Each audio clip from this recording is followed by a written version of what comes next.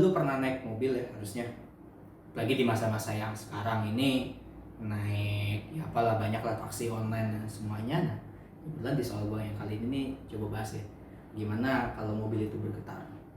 Ya, kenapa mobil bisa bergetar? Ya satu dari engine-nya sendiri memang udah bergetar, dan yang kedua tentunya ketika lagi jalan nih si mobil lagi jalan, ya kan si permukaan jalan itu kan ya bisa jadi ya bergelombang.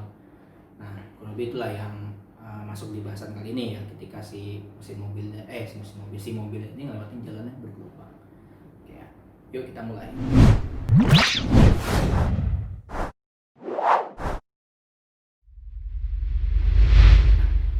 Baca dulu pelan-pelan soalnya. Jadi ada automobile, dia dimodelkan sebagai single degree of freedom system. Jadi maksudnya di single degree of freedom system tuh boleh kasih gambarnya ya. Di sebelah kanan kalian itu bentuk sederhana seperti itu. Automobile model single degree of freedom. Terus ada yang bergetar di vertical direction, artinya kita nggak mengikut getaran dalam sisi horizontal. Oke, terus ya dikendarai melewati jalan yang elevasinya tuh bervariasi sinusoid. Nah terus jarak dari puncak menuju truh itu lembah nggak sih? Pokoknya 0,2 puncak lembahnya. Oke, peak to truh distance itu di sepanjang jalan, dan terus jarak antara peak to peaknya, between peak itu 35 meter. Jika kecepatan si automobil itu divariasikan dan damping ratio-nya itu 0, artinya kalau damping ratio 0 maka C-nya itu dianggap 0 ya maksudnya. Speed of automobile. Nah ini yang udah mulai ke rada engineering banget lah nih soalnya. Temukan most unfavorable speed, artinya yang bikin gak nyaman lah. Gue sebenarnya pengen nyebut mobil merek tapi gue takut dipecat dari kerjaan gue. Kalau lu naik mobil MPV ya, kalau lu mobil MPV yang bisa muat 11 orang, ya maksudnya harusnya dimuat 6 ya, tapi ini bisa dimuat 11 orang, yang mobil paling laku di Indonesia lah kalau lu tahu. Gue nggak berani sebut mereknya karena gue takut karir gue terancam. Kalau lu naik mobil-mobil keluarga lah istilahnya, ngerekam kan? Mobil-mobil keluarga. Ya kita ambil contoh mobil yang paling laku di Indonesia. Jadi itu juga yang mempengaruhi bonus gue di kerjaan sih. Indonesian greatness. Iya, part of Indonesia greatness. Ditonton temen gue habis gue, karir gue kelar gitu nih. Jadi kalau lu pernah naik mobil itu ya biasanya mobil-mobil taksi online lah, mobil-mobil low cost, LCGC lah, whatever itu singkatannya gue lupa. Nah, lu naik tuh, terus saya ngelewatin jalan yang gajul-gajul, jalanan Bekasi lah, atau jalan Bekasi yang bisa diskotik ya, karena goyang-goyang terus. Nah ketika ngelewatin itu, nah lu bandingkan kalau lu naik mobil misalkan Mercy atau ya Camry atau mobil-mobil mewah lah, mobil-mobilnya para pejabat atau mungkin ayah kalian yang memiliki jabatan tinggi sehingga punya mobil mewah itu di rumah kalian. Coba bandingin ya antara yang LCGC kalian naikin atau MPV yang paling laku di Indonesia dengan mobil mewah. Coba lewatin gajulkan itu, mana yang lebih enak? Jelas-jelas ya mobil mewah yang enak. Nah itu maksud gua, artinya tiap mobil sebenarnya termasuk MPV tadi, termasuk LCGC tadi, meskipun ketika ya feel dari suspensinya itu tuh nggak enak, tapi sebenarnya bukan lebih karena enak, tapi ketika melewati profil jalan yang nggak mulus, artinya yang nggak terlalu rata, nah better kecepatannya dikurangi biar kalian itu dalam tuh nggak mabok seperti itu. Nah maksud dari pertanyaan itu adalah automobile variate, maksudnya speed of automobile maksudnya divariasikan, dan ketika damping ratio itu dianggap 0 ya kan. Nah, temukan kecepatan yang dirasa tuh buat si penumpang itu nggak enak, unfavorable seperti itu. Jadi, kalau next time ketika kalian nih, kalau lagi mau kencan ya, terus ngajak gebetan kalian atau cewek kalian dengan bermodalkan mobil yang MPV doang, mobilnya keluarga. Better ketika melewati jalanan yang ya nggak terlalu rata seperti itu, dikurangin kecepatannya. Karena semakin cepat kalian lewatin jalanan yang bergelombang seperti itu, ya semakin gak akan nyaman cewek kalian. Ya, kan nggak tahu tiba-tiba di mobil berantem kan, nggak tahu. Gue sih pernah ngalamin kayak gitu. Dan sebaliknya, ketika kalian udah merasa pede dengan mobil kalian sendiri, misalkan kalian bawa mobil mewah untuk mengajak cewek kalian, ya ketika melewati jalan bergelombang ya silakan aja kalian tancap sampai top speed. Biasanya itu tetap memberikan kenyamanan yang sama lah. Misalnya ketika melewati si jalan gelombang. Itu ya bedanya, salah satu bedanya mobil mahal dan mobil murah seperti itu. Oke, kita balik ke soal. Itu pertanyaan pertama, suruh temukan unfavorable speed untuk penumpang. Lalu yang kedua, kalau misalkan natural frekuensi mobilnya itu 2 Hz ya. Oh sorry, ini harusnya natural frekuensi harusnya di depan gitu setaunya. Maksudnya ya mobilnya kan sama, berarti punya natural frekuensi yang sama. Dan si mobil damping rasionya itu diberikan 0,15 ya. 0,15. Tentukan amplitudo getarannya kalau si otomobil ini lagi di kecepatan 60 km/jam. Oke ya, seperti itu. Jadi kurang lebih ini makanya gue bilang soalnya sebenarnya ada engineering, meskipun untuk menganalisis suatu kendaraan yang suspensinya seperti apa tuh jauh lebih rumit dibanding ini karena banyak pertimbangan.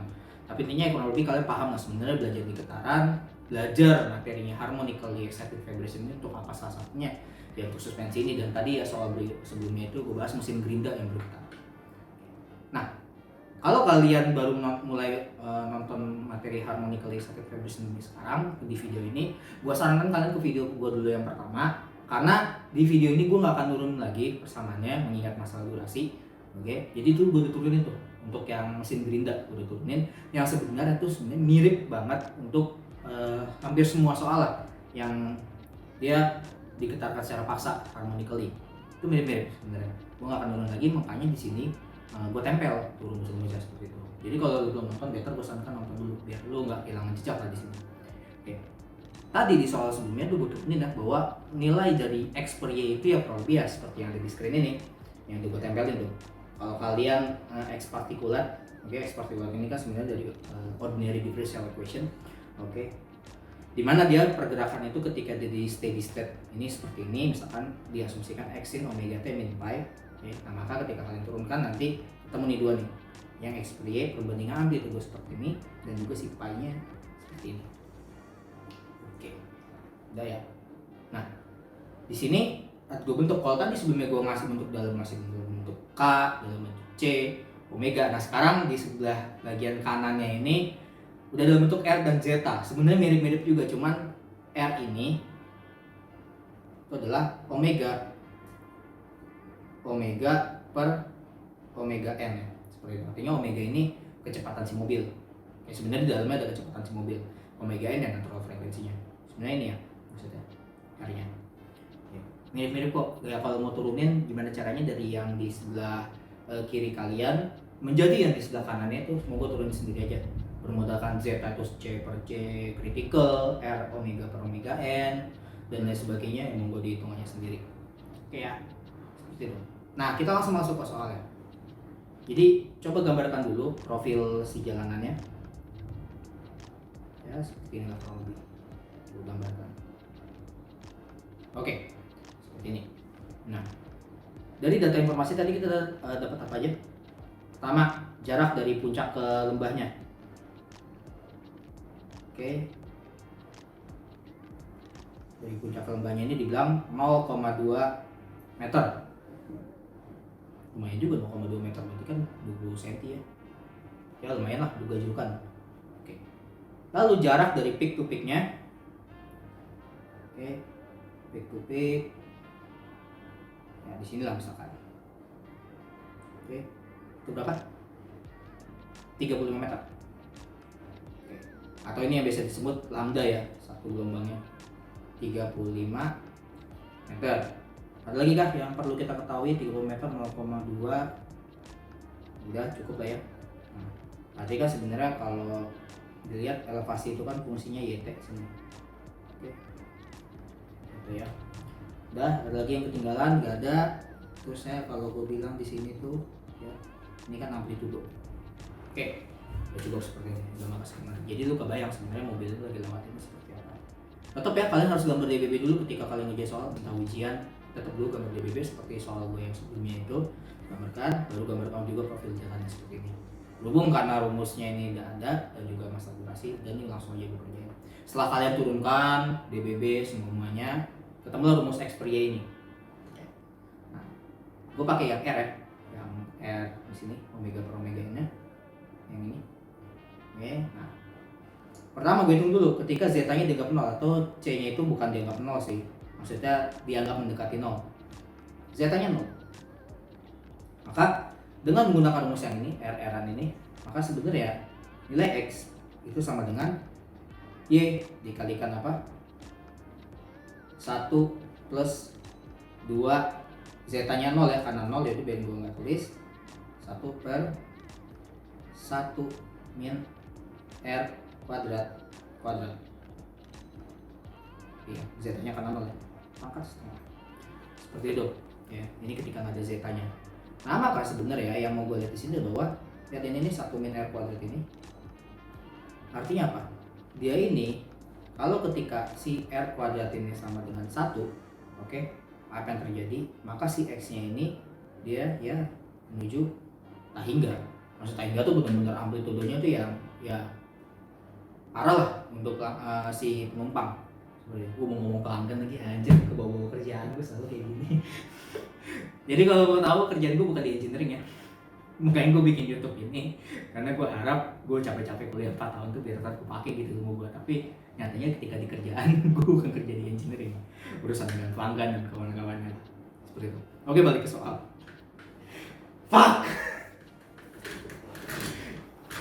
Nah, oke, X mendekati tahingga. Nah, ini yang kita tidak inginkan. Maka sebenarnya yang disebut dengan kecepatan kritikal itu artinya ketika R-nya itu sama dengan 1. Yang mana tadi ya omega per omega n, maka bisa dibilang bahwa omega ini sama dengan omega n. Ini dihindari. Jangan sampai kalian mengendarai suatu mobil yang menciptakan frekuensinya itu mendekati frekuensi natural, karena resonansi juga ya. Artinya nanti simpangannya itu benar-benar ya lumayan lah, bikin mabok misalnya. Mabok karena mobil lah, bukan karena minuman. Oke. Nah, apa sih omega itu? Nah, omega itu kan sebenarnya omeganya, kalau omega kan 2pi Fn ya. Kalau omega yang ini di bawah deh. Omega itu sama dengan 2pi V per L, dimana V-nya di sini kecepatan kendaraan ya. Oke. Nah, maka sebenarnya kalau gue sama dengan omega N jadinya 2pi V. Nah, per L itu sama dengan 2pi frekuensi natural, dimana frekuensi natural tadi udah tahu ya 2 Hz. No, 2 Hz. Nih. Oke. Maka 2pi nya sama-sama kecoret sehingga V nya itu sama dengan L, artinya si lambda lah misalnya, atau nih yang lambda nih biar sama L. Oke. L kali dengan frekuensi natural, karena V sama dengan L tadi 35 meter dikalikan 2 Hz, maka kecepatan kritikal itu adalah 70. Ingat ini masih meter per second ya, kalau kendaraan kan bisa dicarinya dalam bentuk kilometer per jam ya, dikonversi, maka kecepatan maksimumnya yang menciptakan dia jadi unfavorable itu adalah 252 km per jam. Ya lu bawa mobil MPV ya 250 km per jam ya lumayan juga mobilnya. Ini jadi gimana ya? Ya nggak tahu lah, nggak pernah mungkin. Tapi lebih di jawabannya kan seperti itu. Dihindari lah, jangan sampai kalian membawa mobil itu, apalagi di jalanan yang gajul itu 250 km per jam. Oke, itu untuk zeta-nya sama dengan 0. Bagaimana dengan zeta yang 0,15 dan kecepatan diketahui 60 km per jam? Oke. Zeta-nya 0,15. Nah, kita tahu nih, omega tadi apa? 2pi V bagi L. Kita tahu juga omega n sama dengan 2pi Fn. Maka diperoleh R-nya itu kan sama dengan 2pi V per L dibagi sama apa? 2pi Fn ya. Maka coret sehingga R itu diperoleh 0,238 dari satuan ya, karena R itu kan perbandingan. Oke, dalam 0,238. Udah, dari sini tinggal substitusi rumusnya tadi ya, si R-an itu amplitude. Maka X-nya sama dengan Y-nya itu 0,1 ya, karena kan jarak dari si puncak ke lembahnya itu 0,2 ya, artinya amplitudo setengahnya. Berarti 0,1 dikalikan sama berapa nih? 1 ditambah berapa? 2 kali zeta, zetanya 0,15 kalikan dengan R-nya, yaitu adalah 0,238. 238 kuadratkan dibagi sama 1 min R kuadrat 0,238 kuadrat ditambahin sama 2 zeta lagi, 2 0,15 kali 0,238 kuadrat juga. Oke, ya monggo kita pakai kalkulator, dapatnya di 0,106 meter atau sekitar, ya biar enak dilihat, 10,6 cm jadi kebayang gitu ya. Jadi yang pertama itu ketika si dampingnya dianggap 0, oke, maka kecepatan maksimal itu ada di 252 km per jam. Jangan sampai kalian bawa mobil juga sampai segitu, kencang banget. Mau kemana emangnya? Nah yang kedua, zetanya ketika di 0,15 dan kecepatan di 60 km per jam ya. Sorry, ini V-nya itu kan tadi 60 km per jam nih, gue hitungin langsung. Sorry. Jadi kan dapatnya V per L kali Fn ya. Sebenarnya V-nya itu kan 60 km per jam. Ini yang gue ke konversi. Jadi kan 60 per 35 kali 2, cuman dikali lagi sama 3600 per 1000 gitu deh maksud gue. Nah baru 0,238. Oke, seperti itu. Nah, kalau 60 km per jam konversi dulu ke meter per second, baru masukin ke dalam formulanya. Nah dapatlah ternyata kalau di bawah 60 km per jam dengan profil jalan yang seperti tadi ya, maka simpangan itu adalah di 10 cm. Oke ya, itu untuk soal nomor 2.